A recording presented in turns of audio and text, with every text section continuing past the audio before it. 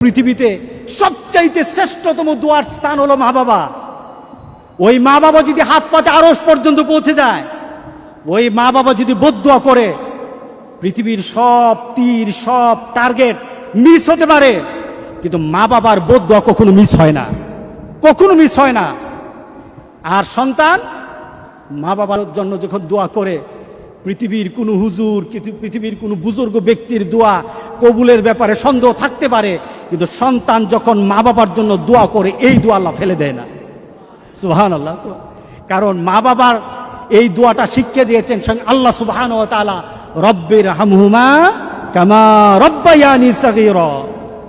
আপনি কবরে থাকবেন, আপনি প্রত্যেক নামাজে আপনার সন্তান দোয়া করবে আপনার জন্য, রব্বির হামহুমা কামা রব্বায়ানি সাগীরা। পড়েন, মা বাবার জন্য দোয়া করেন প্রতি নামাজে বলেন মা বাবার জন্য, রব্বির হামহুমা কামা রব্বায়ানি সাগীরা। আপনি দোয়া করেন, দেখবেন আপনার দোয়ার কারণে আপনার সন্তান আপনার জন্য দোয়া করছে। আপনাকে আল্লাহ যেন এমন সুযোগ করে দেয়, এমন কুলাঙ্গার সন্তান যেন আমাদের সন্তানগুলো আল্লাহ না বানায়। সবাই বলেন আল্লাহুম্মা আমিন।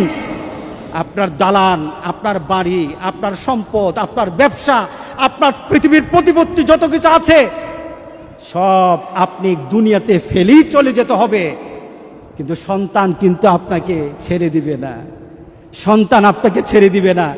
ভালো সন্তান রেখে যাবেন, কবরে শুয়ে শুয়ে আপনার সন্তানের দোয়া পাবেন। খারাপ সন্তান রেখে যাবেন, কবরে বিপদ বিপদ বিপদ চলতেই থাকবে। আল্লাহ আমাদের সবাইকে হেফাজত করুক। আমিন বলি, আমিন বলি। আল্লাহু আল্লাহু আল্লাহ।